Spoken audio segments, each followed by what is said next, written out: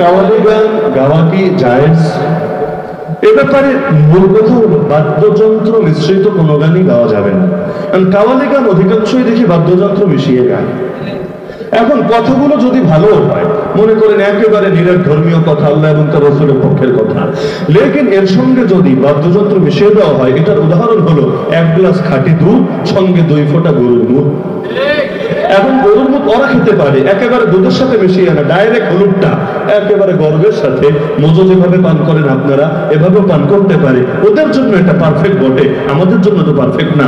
যেই নবী এসেছেন বাদ্যযন্ত্র ভাঙার জন্য, যেই নবী বাদ্যযন্ত্র এতটা অপছন্দ করতেন, কোথাও বাজা হলে কানের মধ্যে আঙ্গুল ঢুকিয়ে দিতেন যাতে করে কানে আওয়াজ না আসে, সেই নবীর নাম জড়িয়ে বাদ্যযন্ত্র বাজানোর চাইতে বড় বেয়াদবি করতে পারে।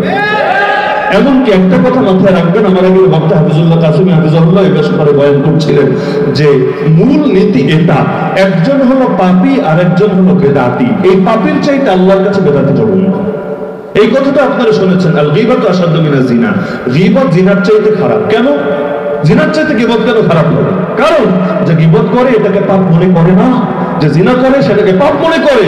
যে পাপ মনে করে একদিন তওবা নসিবে জোটে, যে পাপ মনে করে না অনেক ক্ষেত্রে তওবা নসিবে জোটে না। তো বেদাত যারা করে, নবীর নামের সাথে এই যে বাদ্যযন্ত্র মিশিয়ে রাখে, আন্তর্জাতিক অনেক নাচের শিল্পী আছে, আমি নাম মুখে আনতে চাচ্ছি না, কেউ ইংলিশ ভাষাভাষী, কেউ আরবি ভাষাভাষী, কেউ উর্দু ভাষাভাষী, এরাও দেখবেন সারা জীবন জুড়ে গেতে গেতে এখন বুড়া হয়ে গিয়েছে, তবুও এখনো বাদ্যযন্ত্র মিশিয়ে যাচ্ছে।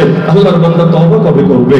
তবে খাঁটি বান্দা হয়ে পৃথিবী থেকে যাবে। এই অবস্থায় যদি মরণ হয়, মরণটা কেমন হবে? সুতরাং এটাকে বলে জাস্টিফাই করতে আইসেন না ভাই যে হুজুর আগের চাইতে তো ভালো হয়েছে, আগে মেয়ে নিয়ে নাচানাচি করতো, আগে আয়ুব বাচ্চু জেমস আর মমতাজ বেডির এনে গান টান গাওয়াতো, এখন অন্তত এই লাইনে তো ভালো হয়েছে, আল্লাহ এবং তার নবীর নাম নিচ্ছে। আমি বলবো ভালো হয়নি, আগের চাইতে খারাপ হয়েছে। কারণ আগেরটা পাপ ছিল স্পষ্ট, এখন একটা পুণ্য বলে প্রমোট দেওয়া হচ্ছে। এভাবেই সমাজে মডারেট ইসলাম ছড়িয়ে পড়ে। মডারেট ইসলাম জিবরিল আমিনের সাথে দিয়ে যায় না, জমিন ফাঁক হয়ে বের হয় না, এভাবেই আসে। কিছু মানুষ এমন ইসলাম সামনে আনে যেটা নফস এবং শয়তানের সঙ্গে সামঞ্জস্যপূর্ণ হয়। যে ইসলাম মেনে মদ খাওয়া যায়, যে ইসলাম মেনে ধূমপানও করা যায়, যে ইসলাম মেনে গান বাজনাও করা যায়, যে ইসলাম মেনে হালাল প্রেমও করা যায়। হালাল প্রেম আবার কি বিয়ে শাদী করে প্রেম? এটা না।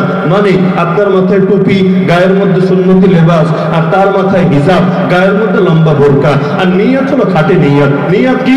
একজন আরেকজনকে তাহাজ্জুদের জন্য জাগিয়ে দেব, আর আগামীতে একসাথে সংসার করে এমন একটা বাচ্চাকে আমরা প্রতিপালন করব যে হাফেজ হবে, আলেম হবে, জামানা সালাউদ্দিন আইয়ুবী হবে। ভালো কথা, নিয়ত তো ভালো। আর ভালো নিয়ত যদি এতই থাকে, বিয়ে করো, দায়িত্ব নাও। প্রেমের মধ্যে দায়িত্ববোধ নাই, আজ আছে কাল নাই, যে কোনো সময় সম্পর্ক ছিন্ন করবে, এরপর নাম শুনেও ছুটে ফেলবে। যদি এতই খাঁটি প্রেমিক হও, দায়িত্ব নিচ্ছ না কোন দুঃখে? মাইয়া খাবে বাপেরটা আর মজা নিবে তোমারটা, এই ফেসলামি তো চলবে না, এটাকে ভুলটামি বলে।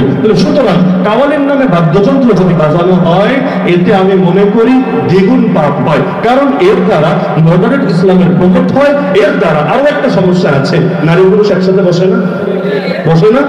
রাতের বেলা অনুষ্ঠান, নারী পুরুষ একসাথে বসে, এটা আবার কোন ইসলাম রে ভাই? তোমারে কে বলেছে এই তরিকায় আল্লাহ এবং তার রাসূলের নাম বলতে? মসজিদের মধ্যে যেখানে নারীদেরকে আসতে ব্যাপকভাবে উৎসাহিত করা হয় না, যদি আসো আলাদা স্পেস থাকে, নাকি একসঙ্গে মিলেমিশে নামাজ পড়ে? আলাদা স্পেস থাকে না, পর্দাপুষিতে রক্ষা করে ঢুকে এবং বের হয় না। তো মসজিদের নামাজের চাইতে গুরুত্বপূর্ণ ইসলামিক কোন বিধান আছে? ওই নামাজের ক্ষেত্রে যদি এত সতর্ক হতে পারে, তোমার কাওয়ালির গুরুত্ব এত বাড়া বেড়ে গিয়েছে, এখানে এসে একজন দুজন একসাথে রাতের বেলা বসতে পারবে, এই কাওয়ালি থেকে প্রেম হয়ে পরে যে অন্যদিকে গড়াবে না, এরই বা কি গ্যারান্টি আছে? এই সমস্ত বন্ধামি ছাড়তে হবে। কাওয়ালি যদি বাদ্যযন্ত্র ছাড়া গায় এবং কথাগুলো ভালো হয়, দুইটাই শর্ত। বাদ্যযন্ত্র ছাড়া হয়, কথাগুলো ভালো হয় এবং পারিপার্শ্বিক আর কোনো সমস্যা না থাকে, যেমন নামাজের টাইমে পড়া, নামাজ ছেড়ে দেওয়া, নারী পুরুষ অবাধে একসাথে বসতে থাকা, ইত্যাদি ইত্যাদি যা কিছু হতে পারে, তাহলে কাওয়ালি অনুষ্ঠান হতে পারে। এটাকে আমরা সমর্থন করি, সমস্যার কিছু দেখি না। লেকিন সীমার মধ্যে থাকতে হবে।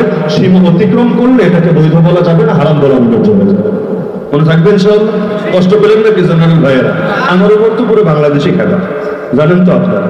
এটা স্বাভাবিক ব্যাপার, কারণ আপনি মৌচাকে ঢেল ছুঁড়বেন আর দুই চারটা কামড় টামড় খাবেন না, এটা তো হবে না।